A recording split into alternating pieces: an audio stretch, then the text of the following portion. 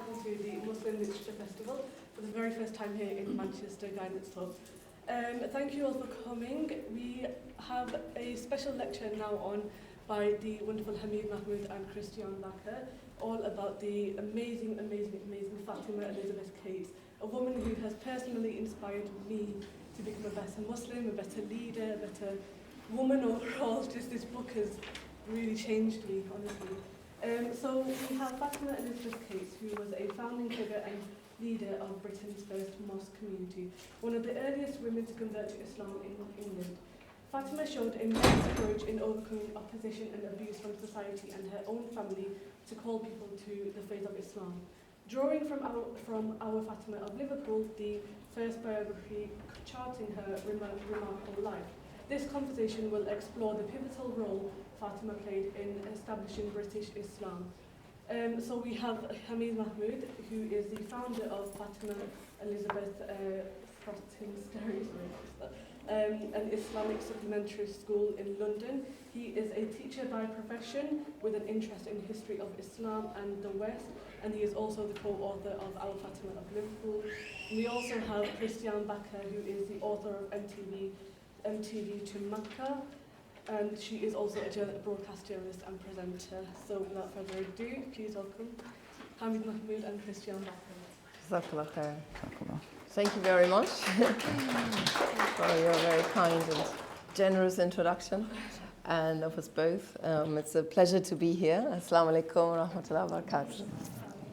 Thank you for coming up on a beautiful sunny Sunday and being with us here in the Guidance Hub to listen to this most inspirational lady and getting to know her a little bit better through our interview, inshallah, with Hamid Mahmood, the co-author of this precious little gem of a book.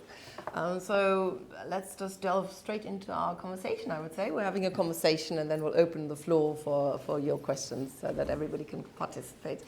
So, I just wondered, tell us a little bit about yourself, Hamid Mahmood, and what prompted you to write this book on Fatima Cates? Right. So, myself, I'm a graduate of the Dewsbury Darul Uloom. So I went to the seminary and graduated there. Following that, I came back, went to university, and during my third year of my undergraduate degree, I read a book by Professor Ron Jeeves, and that was the first book on Abdullah Quilliam. And in that, there was like one paragraph about Fatima Elizabeth Cates. So I did contact Professor Ron and asked him, is there more about her? Yeah. And he kind of pushed it back on me and said, you find out. So it was a challenge because there's not much written about her, except for a few pieces of her own writing about her own conversion, etc. So I went in, it took about 6 years to research her life. It was ad hoc research, it wasn't all 6 years at once. Myself, currently I'm a teacher in a secondary school up to A-level. I'm also, I founded a madrasa, a weekend supplementary school, which we named after Fatima Elizabeth as well. And why did I name it after her? It was basically just that one short passage about her that really stuck out. On her sacrifices, on her struggle, 130 years ago. And we're there initially thinking that Islam in England, the way we see it today, only came around about 50 to 60 years ago with the migration. But no, there was an early small Muslim community that was thriving here in Liverpool, also touching Manchester as well. So that's what it was. It was her struggles that she went through. And she passed away at the age of 35. And just what she achieved in that small amount of time, for me, was immensely important. And especially her engagement with the Quran. When she brought the Quran home, her mother wanted to destroy the Quran. She actually ran after her. She locked herself in the room and began reading the Quran. So it was her and the Quran, just her quietly reading through and reflecting over it. And that's what kind of brought her towards Islam. So I think it's all of that. You get to ask you all the questions. I don't want to tell the whole story in the first question, but thank you. So basically, she really inspired you. You were struck by her sacrifices, and you wanted to just know more about her, and felt that there is a story to tell. which you did, mashallah. Amazing, really brilliant. So it's totally fresh what you found. You didn't regurgitate anybody else's material. No. You was researching it, finding it, and making the book, so creating the book. So there you are, very inspirational for the rest of us. This is how one has Thank to you. do it. And if you have a feeling, a calling that this is a story that must be told, just follow that feeling and see it through. Even if it takes a few years, but the end, this will have a legacy. This will be inspiring the generations to come. Inshallah, very important. So why don't we try and understand the time that Fatima Cates lived in, and what society was like. If you could paint a picture of Liverpool in the 1800s when Fatima Cates was around, or Frances Cates, we should say, when she was born, and what was society like? Got a quote up there? Yes, absolutely. So I think that's a good quote to start with. So this was actually published on the Times in 1865, bang on when Fatima Elizabeth was born. Fatima Elizabeth was born across the River Mersey in Birkenhead, so it's a short drive from Liverpool. This is how Liverpool was described, but also Birkenhead as its neighbouring town. So Liverpool was described as the most drunken, the most criminal, the most pauper oppressed, and the most death-stricken town in England.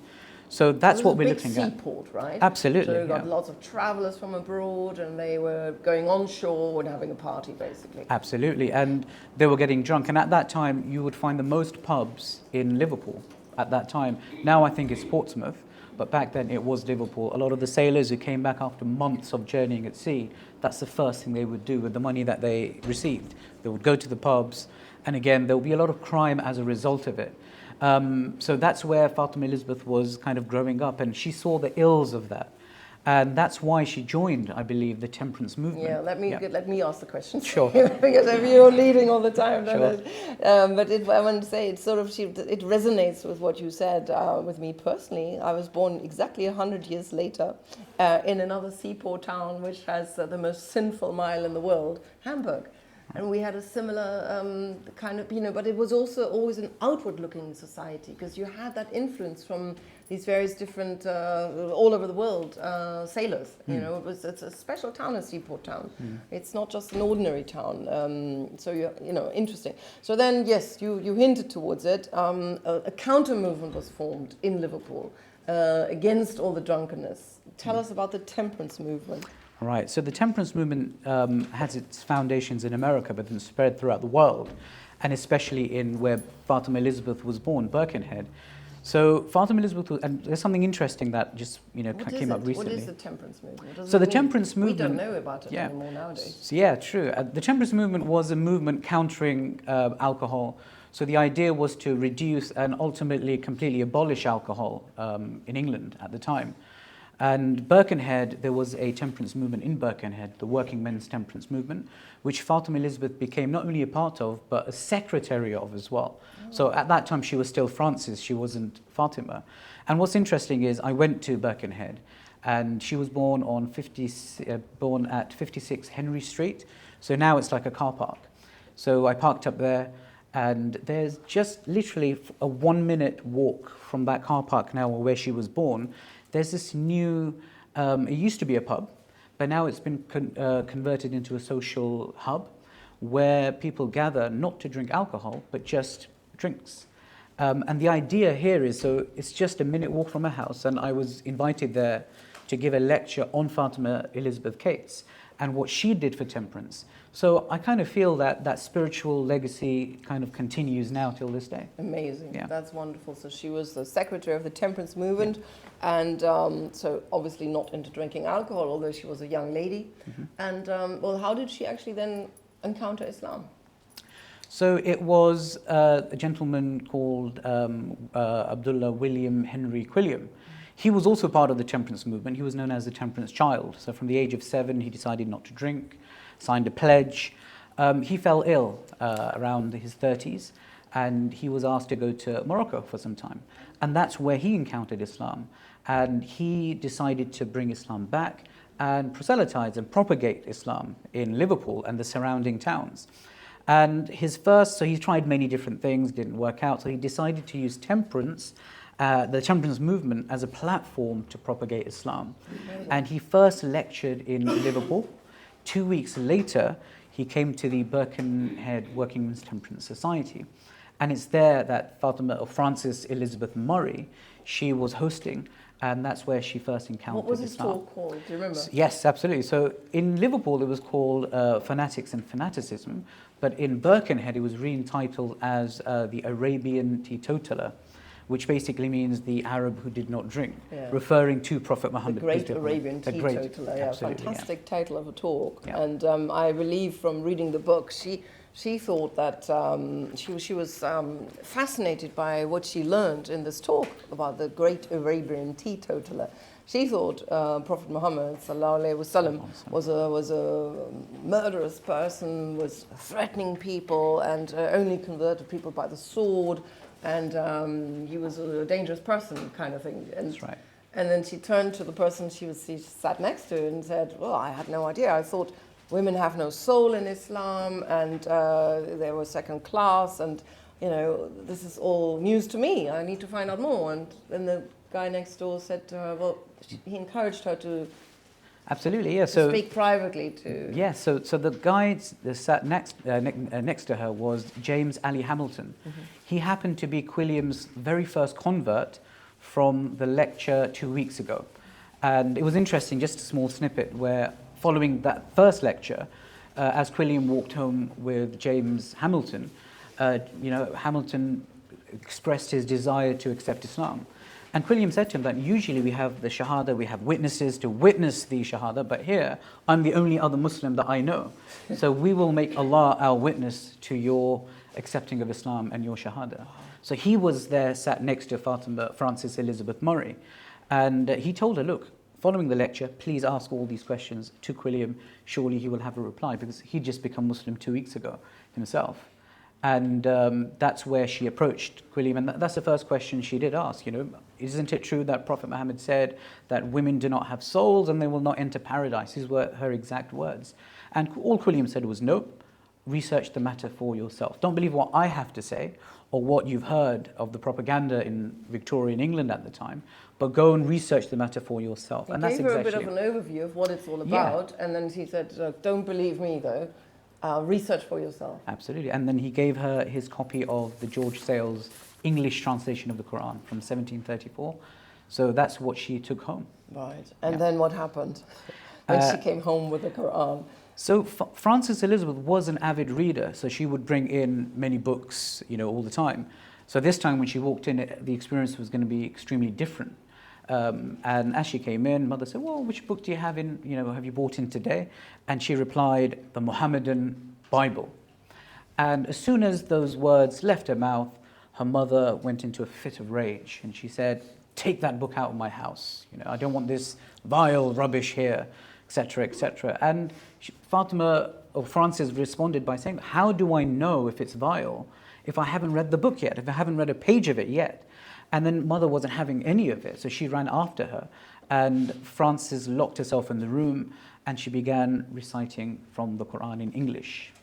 Right, and reading and everything. Absolutely. And then she started attending the certain lectures and stuff. And when did she actually convert to Islam? How long did it take? So it was 2 weeks later that she started attending the weekly lectures and gatherings that they had. And it was only 3 of them as the trio. It was Abdullah Quilliam, Ali Hamilton, and Frances Elizabeth.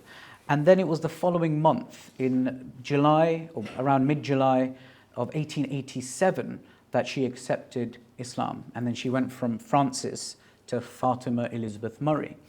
And that's where she was attending the lectures. I would love you to just read, if you don't mind, just so you guys get a little flavor of this wonderful book, down from here to here. Okay, from there, yeah. Yeah, I'm just from there, exactly. So this is about the Sunday sermons and how it was when there were only 3 initially, right? Yes. Hamilton, Quilliam, and Frances. That's right. Yeah. Okay. These Sunday events that Fatima, Quilliam, and the others put together were modelled on the Protestant Sunday evensong in terms of form, whilst their message was Islamic. They were meant to be culturally familiar, and so kept close forms of worship and arrangements of the service recognizable to those brought up as Christians. These elements included the singing of hymns, prayers, and passages from the Quran read out from the stage, and a sermon, with the congregation arranged in rows of seats. Among the Sunday sermons that Quilliam gave at Vernon Temperance Hall were elaborations of the letters that he had written to Fatima on the fundamental beliefs and teachings of Islam, which were later published as The Faith of Islam in July 1889. Like Fatima, Quilliam also saw those first months in Vernon Temperance Hall as hard work, noting that frequently we got no audience but ourselves. But they persevered until Fatima recalled another convert was made, Mr. Wardle, and then Mr. Smith, and gradually others.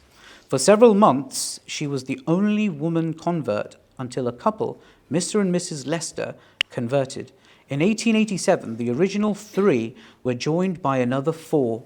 Then in 1888, there were another 5, and then only 2 in 1889, bringing the overall total to 14, 3 of whom were women.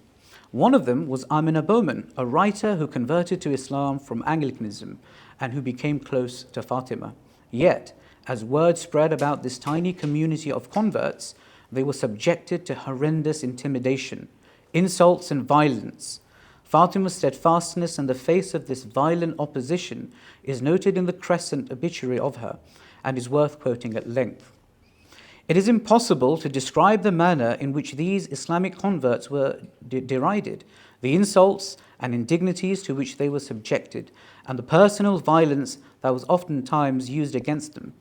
The windows of the little hall in which they held their meetings were repeatedly broken with stones, and roughs and Christian bigots frequently entered the room and made disturbances therein, while in the street the Muslims were stoned and pelted with decayed vegetable matter and rotten eggs, and followed by a crowd shouting after them. On several occasions, ruffians unworthy of the name of men lifted up horse manure from the road and rubbed it over our late sister's face.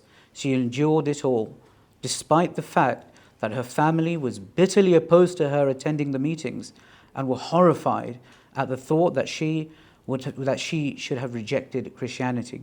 After 2 years of toil and struggle, with some success attracting over a dozen converts, the Liverpool Muslim Society was served notice to quit Vernon Hall by their bigoted landlord, who declared that he would not have it occupied by any person who did not believe in Christ crucified as a redeemer of the world.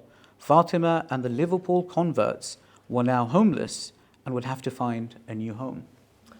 I mean, it's just if you just we reflect on this, what she endured, and these young Muslims, this young Muslim community. Imagine horse manure in your face, incredible, pelted with eggs. Where do you think this Islamophobia at the time came from? Where did this hatred against Muslims came from? They didn't have terrorist attacks. There was no ISIS. Why? I think there is a history in the West of hatred towards the Turk, the other, and I think including the propaganda. These are not Turks. Yes. Englishmen. Yeah, absolutely, and that's why they said they went Turk. That's how they kind of described them. And native. Yeah, they went native. Yeah. So this is the fact that it's about the propaganda. There was a lot of propaganda at the time against Muslims and also against Prophet Muhammad, peace be upon him, himself, and they were they were about to have roles against Prophet Muhammad, which Muslims stood up against. So there was propaganda widespread against the personhood of Prophet Muhammad, peace be upon him, himself. Yeah. And it came from perhaps even the time of the Crusades, when the Muslims were actually coming all the way onto the gates of Europe, the gates of Vienna. They came to Vienna, and a French city, I think, and perhaps that terror, that fear of the Muslims overrunning has been in the genes or the DNA of the Europeans all along, since those times. Yeah, I definitely believe so. And I think it does refer back to Prophet Muhammad, peace be upon him, and his personhood as this one person who comes along, and this new kind of ummah that he creates has now taken over various lands which once belonged to Muslims, including Jerusalem, Constantinople, which then became Istanbul, and this urge to kind of win back these lands. That as well, but also just the matter of fact that someone leaving their own faith for them was a traitor. at best. Yeah, So yeah. that's where it was all heading. And they were becoming heathens because they Absolutely. didn't know that Yeah. this is actually also offering you salvation. Yeah. It's like my way or the highway Yeah. type of philosophy. But I love that poem that Fatima Cates wrote later, a hymn really. It's called Muslima's Prayer. And the opening lines are a beautiful answer and reflection, you know, her answer to what she endured. Beset by numerous foes, concealed along the way, we must those enemies oppose and ever work and pray. You know, just carry on praying, carry on reading Quran, endure it, and you know, and just carry on, persevere and be patient. And I just love that, you know, that little poem. It just says so much.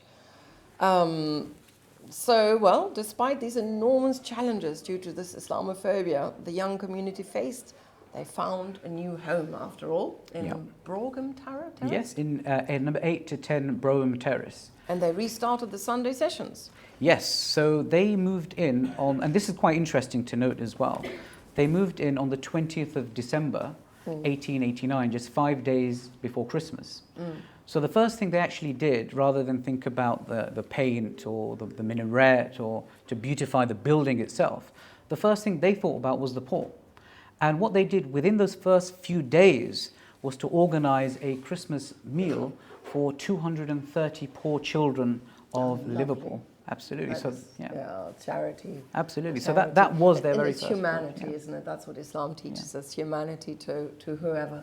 No, not only to your own, but to humanity. Being kind to everybody. Yeah. And I love the notice on the door of this Brougham Terrace. It says, "There is no God but God, and Muhammad was his prophet. The Church of Islam, divine service on Sundays, morning 11 a.m., evening 7 p.m. So it's sweet. It's like the Church of Islam, and they did it really to fit in with the English culture. And I love the fact they all sat on rows. They wouldn't sit on the floor like born Muslims often do in their knowledge circles, but they really did it to appeal to the English. And then they had hymns and singing and everything, and khutbah. It sounds lovely. They did it really right. They did it so well. I'd like to talk to you a bit later about this establishment of British Islam. But let's get back to to how the Muslim community grew. They became more proactive as they grew, and they actually stepped it up with a public call to prayer. Yes. Tell us about that. So it was after that Christmas meal where they had songs for the children and they had activities. A week later, their very first Sunday service took place, and it began with the adhan. Arthur Radford, he was a plumber, I believe, who called out the adhan, and it was done both firstly in Arabic, but then in English as well. And you can actually go to the mosque now as well and see that window on the first floor, just above the entrance, where he called out the adhan. With a loudspeaker. I doubt that very much. He would have taken out his head from the window, most likely. Traditional, and called out in Arabic, and then the same words in English. So he would have stood with his hand on his ear, most likely, and he would have said, "Allah is great, Allah is great."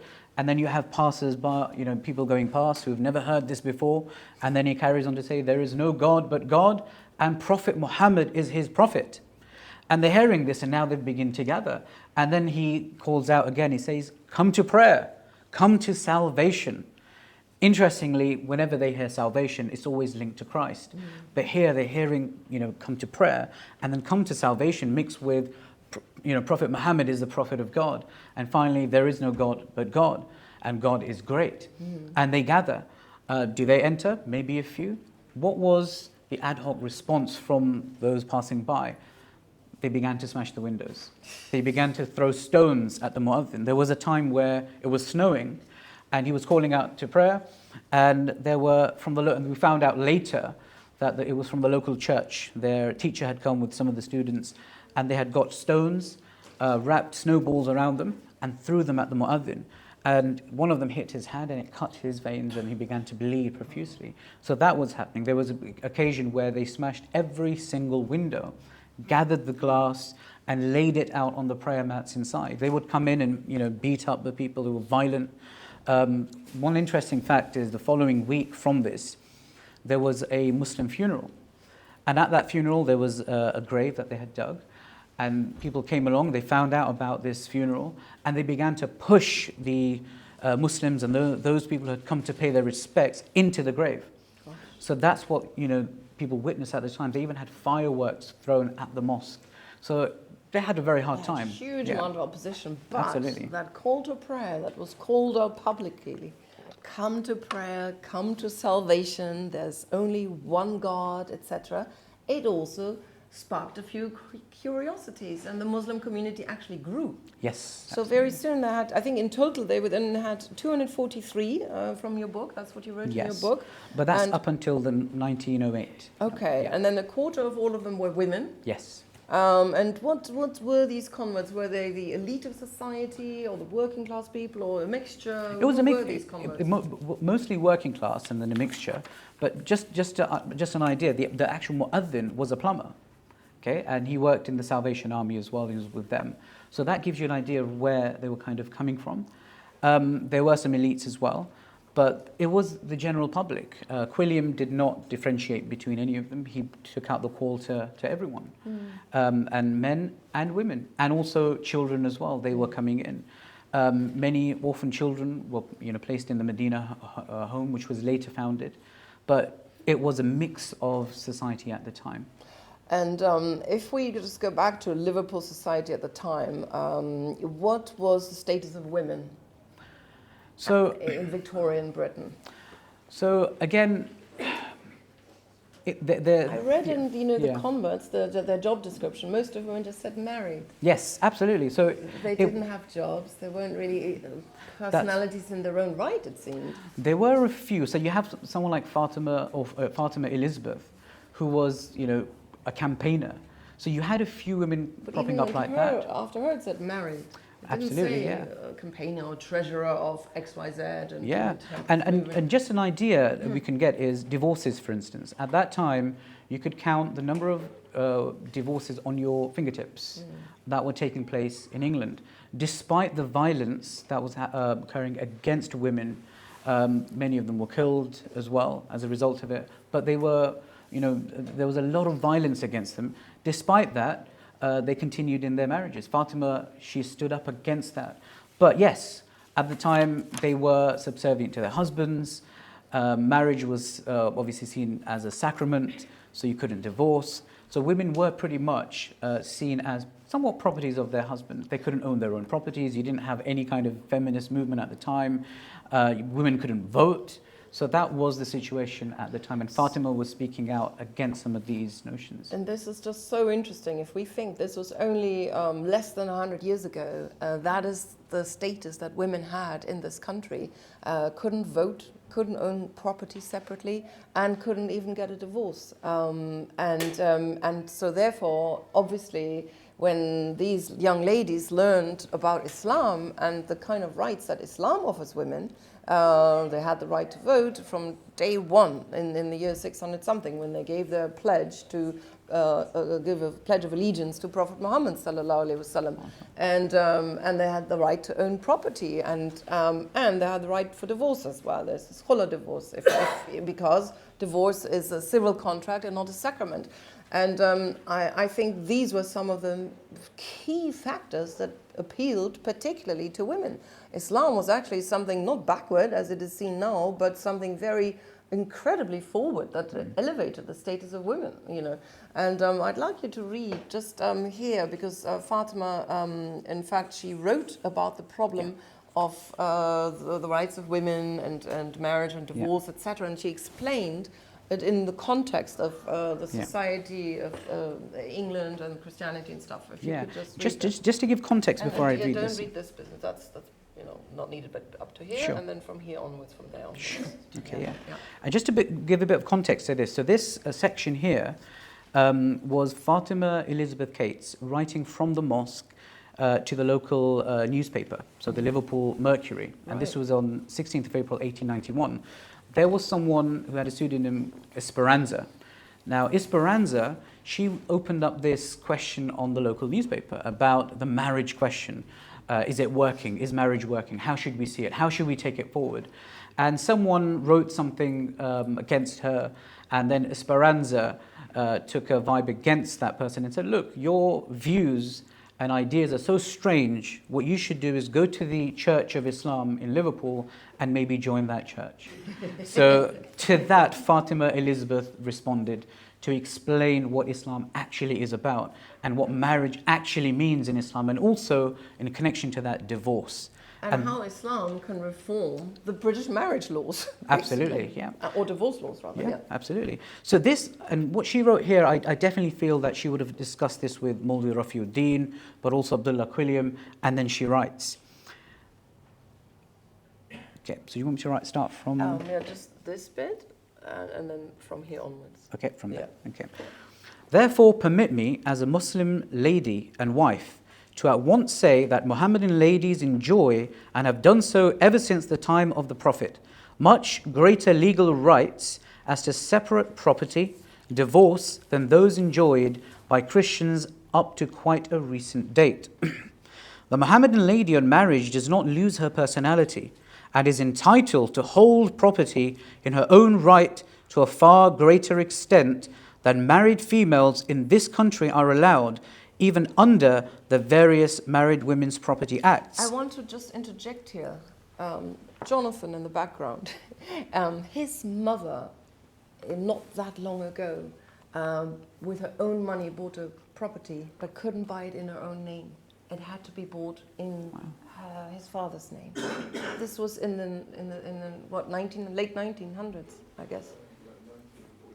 I mean, that is how recent this problem was still taking place, and how disempowered women were up until very, very recent times. Okay, let's go back to the Victorian age. Absolutely. And emanated from the legislature with the last 25 years. The whole and sole trouble in connection with the marriage and divorce laws in this country is that they are modelled up upon Christian ideas, and that marriage partakes to a greater or less degree of a religious ceremony. A calm consideration of the history of our marriage laws will show this to any unbiased student. Firstly, we find that England was primarily a Catholic country, and the Catholic Church regarded marriage as a sacrament and did not permit divorce. Then came the Protestant Reformation. Marriage was still looked upon as a part and portion of Christian worship, and divorce could only be obtained by means of a private act of Parliament, and most expensive process. Then came the jurisdiction of the ecclesiastic courts in matters of divorce, and then finally the Divorce Act of 1857, which shook off many of the shackles of priestly interference, but still retained some of the objectionable features of the marriage law, purely the outcome of Christianity. What is required to remedy this evil is to at once and forever get rid of the notion that marriage is in any way bound up with religion, and to regard it solely and wholly as a civil contract between two parties, entered into with their mutual consent, due care being always taken that the interests of any children there may be as issues of such marriage may be protected. This is the key of the whole difficulty. The whole problem, yeah, no, I mean, it's brilliant how these young women distilled the lessons that they could learn from Islam, how to reform their own lives under the British in Britain, basically. What I wanted to also point out is that I find fascinating is that Quilliam and this young society, they were very keen on establishing Islam in Britain from their perspective, and not how it was taught by sort of import imams or people from abroad. So they were distinguishing very much the essence of the religion and the culture, and they were adhering, very much to the essence of Islam, how they understood it, and not how it was imposed on them by imams from the outside type of thing. Yeah.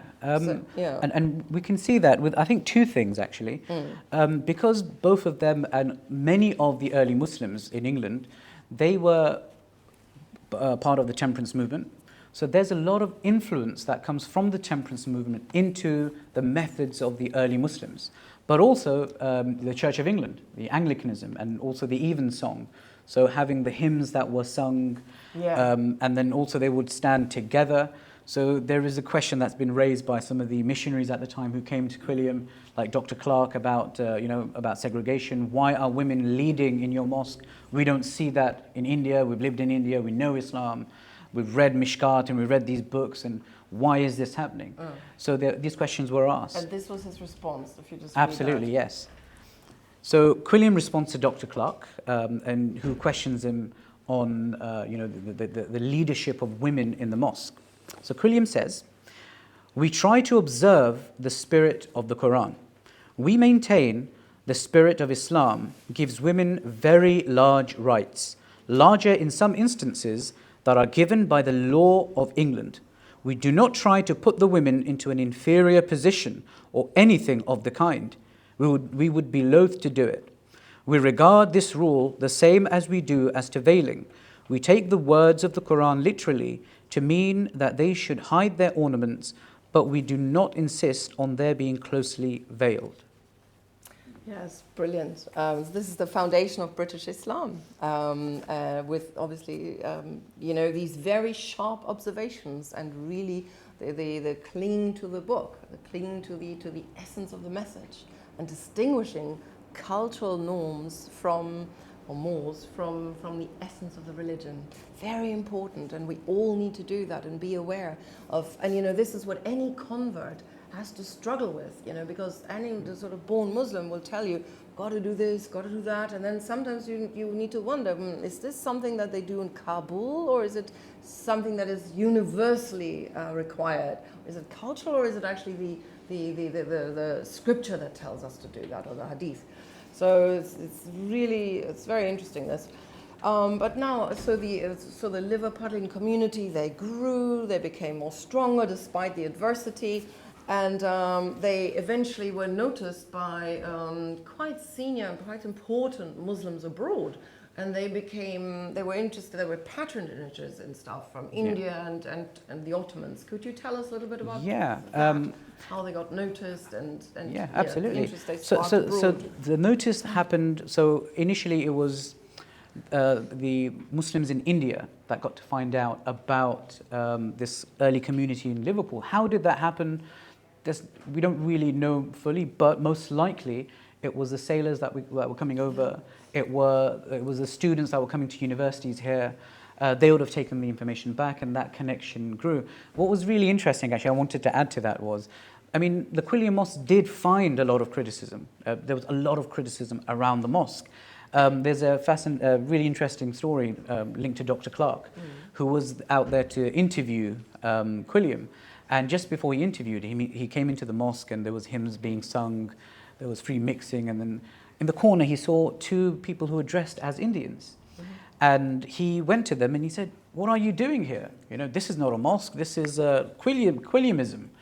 And he asked them, like, "What do you feel about this mosque?" Because he was himself stationed in India, and he knew what Islam was like in India. So it was interesting how they used two words to describe what they felt that the mosque was doing at the time. So they said, "This is behudgi and besharmi." Okay, so this was the actual two words. But then even they were, they did support the mosque. What does that mean in English? So in English, it means this is silliness and this is shamefulness. Yes. Yeah. And what they did do, however, was, that they did still support the mosque, and they said, "Look, jesa des wesa bis," which means when in Rome, do as the Romans do. So there was this kind of understanding taking place. However, Fatima Elizabeth herself, she was representing the Liverpool Muslim Institute to the Indians. She did this by writing a letter to the ulama of India. They did not. So initially, the Indian ulama thought they needed people to help them with proselytizing or the da'wah work, so they prepared people to come over. But then Quilliam wrote back and said, no, every member of our... Just read that, that's the one. That's the quote, okay. Yeah. He said, we have no need to invite preachers and missionaries from abroad because every single member of this organization is himself an active missionary. To fulfill the responsibilities of the noble cause that you have undertaken, all you require is some financial assistance. And this also explains why, one of the reasons we think why Fatima wrote her poem entitled Khadija. It doesn't have anything to do about Khadija radiallahu anha. Maybe she was trying to show how Khadija helped Islam radiallahu anha in the early days, supported the Prophet. Maybe there was this Indian princess at the time, the Begum of Bhopal, Shah Jahan. She helped, it's believed, however it's debated whether she actually supported the Woking Mosque with £10,000 is still debatable. 2/3 of the price it cost to build that first purpose-built mosque in Britain, £10,000. Yeah. Talking about inflation. Yeah. So maybe it's believed that she was trying to gain her attention to also, help with the mosque in Liverpool. And they became friendly, didn't they? Yes. Yeah. And the Ottomans were patrons as well, that, etc. But again, this response is so interesting. Refusing import imams, but saying we have our own scholars here. They're trained in the Quran, etc. We don't need, you to teach us what you do over there culturally. But just to add to that point, they did have two very important imams who did. They weren't actually imams; they were students that portrayed themselves as kind of these Muslim authorities, like Maulvi Rafiuddin, whose photograph is in the book as well. And you have Mufti Barakatullah later, Mawlana Barakatullah later on. For example, Maulvi Rafiuddin, when he came and became the vice secretary of the mosque, he invited everyone, all the converts back to redo their shahada again formally. So they all came back and redid their shahada again. He taught them ablution. So there was still a lot of work that they were doing together with imams from abroad. But they, like you said, they did work together as opposed to impose their own, and they were supporting them. Something different, like for example, that happens nowadays with the petrodollar, the spread of Wahhabism all around the world, and Wahhabi imams in Morocco and everywhere else sponsored by the petrodollar. That is something he refused. He didn't want money from the Turks and them to establish Turkish Islam here, basically, for example. So, but the students who were, not paid sort of thing by the state to impose something else. So, it's very, very, a lot to learn. Absolutely. A lot to learn from this book. All right, why don't we open the floor now? I've asked a lot of questions. We touched on many, many points. We haven't actually talked about the death of Fatima Cates yet, or her murderous husband, and her being second wife, perhaps, of someone else, wife. Or third wife, excuse me. But whoever wants to know any of those topics, please ask the question. Yeah. Over to the audience. Yes. I have a general broader question about kind of Islam in Britain. With regard to the different kind of ethnic cultures, let's say, within Islam, so we have white English Muslims, we have South Asian Muslims, and I think 60% of British Muslims currently are actually South Asians. With regard to the kind of polarization that can happen, like this cultural rigidity, like this is our British Islam or this is our Desi Islam and we won't move essentially. I think it's only natural that above the spirit of Islam, cultures influence cultures, because we have elements of, let's say, Arab culture or British culture or Ottoman culture and Desi and so on. How do we, if you have any ideas on this perhaps, how do we come to better appreciate this and perhaps facilitate dialogue between people rather than polarization and kind of we don't want you and we don't want you, and perhaps more unity? That's a very general, broad question, but I'd be interested in hearing your insights on that. Personally, I feel we need to go back to the personhood of the Prophet himself, sallallahu alaihi wasallam, how he brought the Sahaba from all different walks of life and ethnicities, and how he was not only able to work with them, but make them leaders of the world. And this is where we need to look back. Bilal, he was a slave. And not in only my that, mind. yeah, Yes, absolutely. thank you. Where he started from slavery and where he ended up on the Kaaba, calling towards Allah. This is what we need to focus on. This is what I believe. And we need to appreciate cultures at the same time. That's what we need to do, appreciate cultures, as opposed to having any kind of polarization because of cultures. We should see them as a means of getting together. Islam, if you go to the Muslim world, it's different everywhere. You go to Uzbekistan, look at the beauty of Islam there. You go to even Afghanistan, for instance, you see some of the cultural heritage that still remains there. Is brilliant, and then you come to the West. The Quranic verse, we could have made you all the same, but we created you into nations and tribes in order for you to get to know one another and to race towards, race against each other in doing good deeds.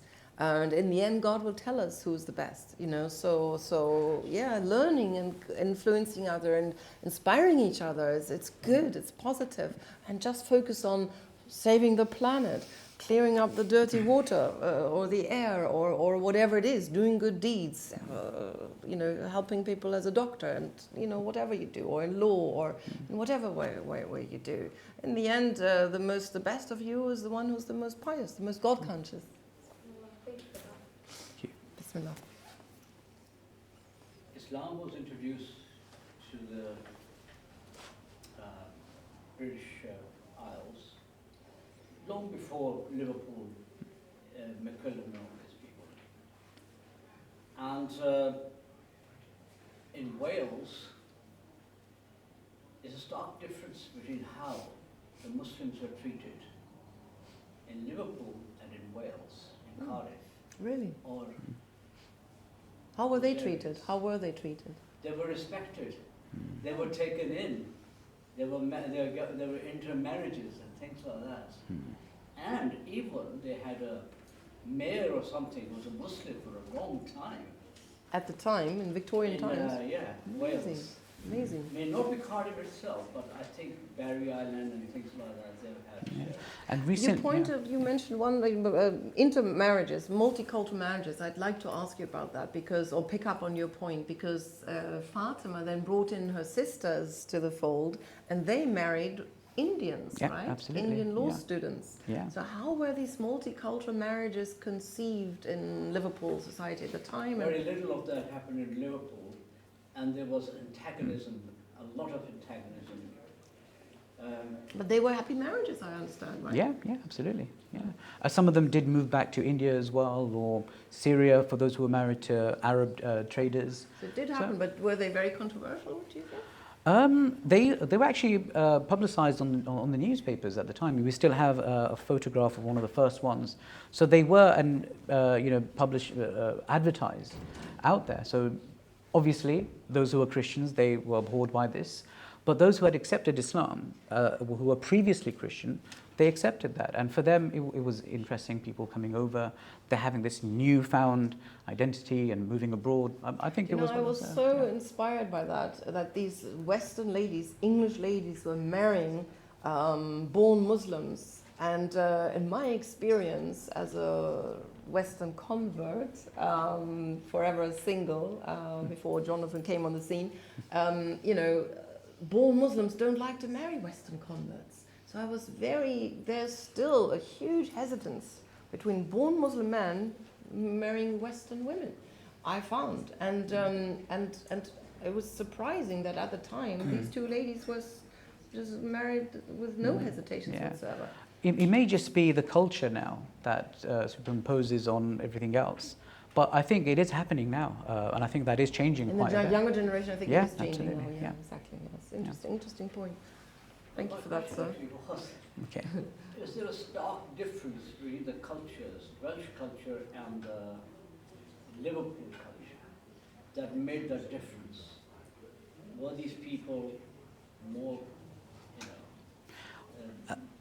less of drunken and criminal? I think that could have been, because Liverpool was a port city and the second most important in England. Yeah.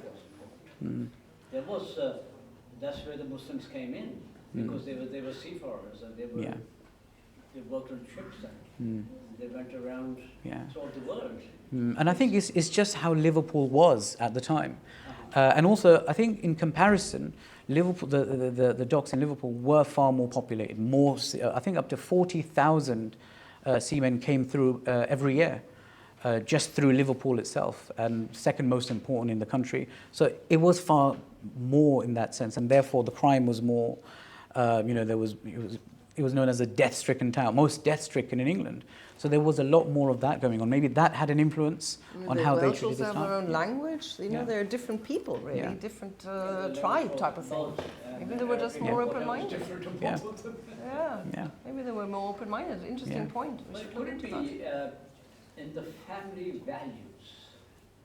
Maybe the Welsh had different family values Looks than like it. the Scots. Oh, it looks like it. Yeah, they're a different tribe, aren't they? Mm. A different language, different. They were very austere kind of religion. It wasn't the symbolicalism that you see in Christianity at that time.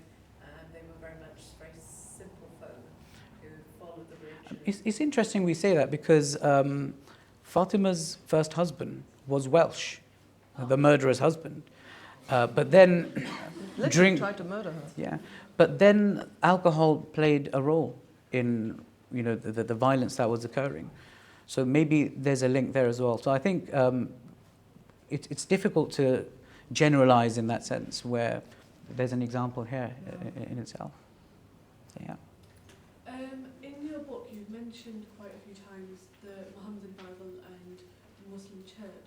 Is that because there's no kind of rule book on how to be the first Muslim convert in Islam in the Victorian times, and they didn't really know the words mosque and Quran, or is it because they, like you said, they wanted to keep a little bit of the Christianity culture, British culture within?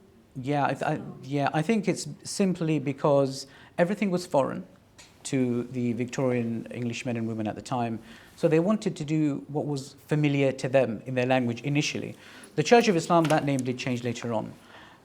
But also Mohammedan Bible, because that's what they were familiar with.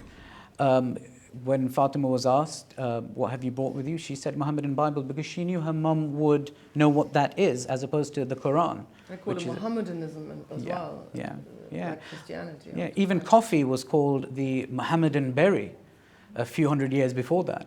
So anything to do with Islam and the Prophet was Mohammedan at the time. Interesting. So, Yes, Bismillah. Yeah, I just wanted to ask, you mentioned that there were some students who were helping teaching the community. How much information was there in the English language around that time about Islam that they could glean from and sort of... It's a very good question, very important question. We have dealt with that. So I'd like to go back to Dr. Clark and his interview with Abdullah Quilliam. And when he speaks to Sheikh Abdullah Quilliam, amongst the first few questions, what have you read about Islam? Have you read the Quran? And he's like, yes, because it's available in English. Have you read Hadith? So he does say that he's read some Hadith in French, because there's none available in English. So even the Quran translation that he had read was not translated by a Muslim at that stage. It was by George Sale, who was a priest. And that was in 1734. So they were having issues when it came to actual books in English. So yeah, very little was known at the time. And you've got to remember, we've got to contextualize all of this. Everything was new for them. It's sometimes hard for us to understand because we live in an age of the internet where everything is available at the click of a button. There, it wasn't like that. And for example, Dr. Clark asked Quilliam about, do all your members eat halal? And where do you get your halal meat from? And Abdullah Quilliam says from what he's aware of those who do eat meat, they get it from the Jewish butchers at the time. What was interesting in the interview was about the fasts of Ramadan. It's controversial, but it's still interesting historically to understand what the early Muslims did. So because Dr. Clark was aware of what the early Muslims were doing in Liverpool, so he did ask them, how do you fast? So what Quilliam responded was that he believed, based on his understanding of the spirit of the Quran, that the objective behind fasting in Ramadan was privation, meaning that we fast just to undergo, to ensure that we leave aside many luxuries that we have on day-to-day basis, except for Ramadan. So what he said, well, the way we fast is from sunrise to sunset, what we do is, instead of having the butter on the bread, we just have the bread. And we take a little bit of milk like and Lent. water. Yeah, it's like Lent, exactly. So again, that influence from Anglicanism was coming into their, yeah, absolutely, yeah. So that's how they fasted initially. I found it also interesting to read her sister in Fatima Cates. She writes a book, writes this pamphlet about how she became a Mohammedan. And in that she describes also how her sisters converted to Islam, you know, with that mother and the father being completely against it and everything. And I remember it said, the sister said something like, oh, wow, this is so clear. The doctrine is so easy to understand. One God, follow God, you know, messengers, yes, they're all the messengers, etc. Completely different to what we hear in these theologians' outpour in the sermons, that they just couldn't understand Trinity and all of that, and you know, the explanations of how it works, it just is not understandable. And they just said, wow, this is just so easy and so crystal clear, it makes sense. I wonder if you had any other pointers to how Fatima Cates became such an effective Daist, proselytizer, and bringing so many people to Islam. So and I wanted to add to what you were saying with Fatima's sister. So she was, whatever she was taking from the mosque, she was obviously explaining it to whoever she met. Yeah. That's why some of the ladies who converted to Islam were through Fatima's struggles, some that she may have known in Birkenhead, where she lived before, but also Liverpool, and she would bring them to the mosque. And there, Kristiane would compare and would show Islam as a sister faith of Christianity up until a certain point when it came to Trinitarianism. And then he rejects Trinity and explains everything in very simple, you know, pure form. And that's what Clara was. All previous messages were falsified by these myths that were invented. Oh yes, yeah, absolutely. Yeah. So all these myths that were there, all these stories, Islam does away with them, and that's what really, you know, touched a chord with a lot of the Victorians at the time. And then I would add to that is Abdullah Quilliam was very charismatic, very, very charismatic as a speaker, proselytizer, da'i, and he would have that impact on people who just wanted, yeah. He didn't only have one wife. He had three that we know of, including Fatima, who we found out later on.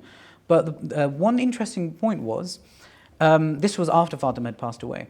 Abdullah Quilliam, he was giving a lecture on science and specifically evolution. And he gave this lecture on naturalism, he gave this lecture on evolution, Darwinian evolution to be specific. And following that lecture, he got a convert to Islam. So it's quite interesting how charismatic Abdullah Quilliam was. That's an interesting point. I thought I'd add to that. Fatima Elizabeth, she would bring people in. I think when thinking about this, reflecting over it, spiritually, I think it's a struggle. What she underwent spoke far more than what she had to say. And what she gave up on. She gave up everything. I mean, it would have been far easier for her to return back home, everything's back to normal, but no. She gave up everything. Her society was against her. Her family was against her. Her mother was against her. Father had already passed away when she was 5. Husband tried to murder her. Husband tried to murder. He was initially a non-Muslim. He did become Muslim later on, but he continued the violence. So even at home, she had no respite.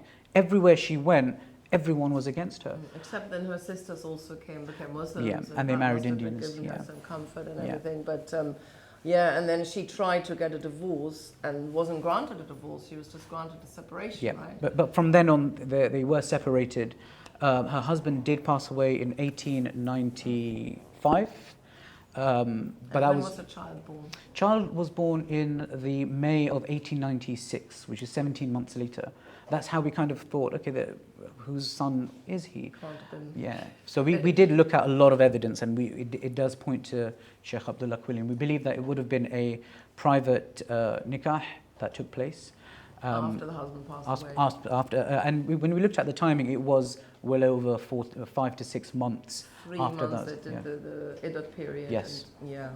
So with a death, it's 4 months, 10 days. Yeah. Yes. Yes. Yeah. Sorry.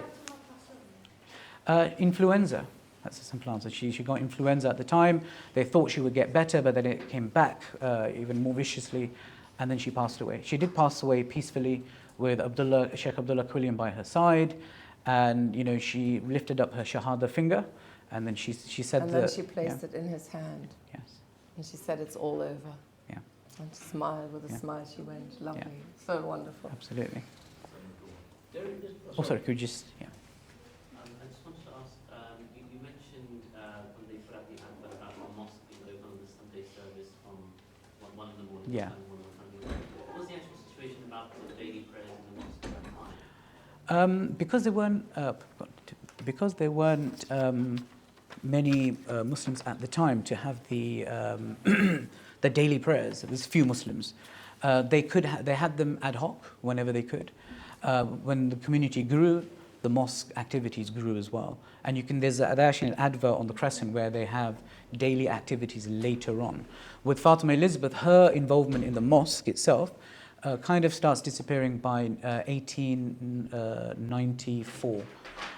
The only mention of her is in 1894, where she brings a beautiful vase that she's made with flowers and also a Quranic text.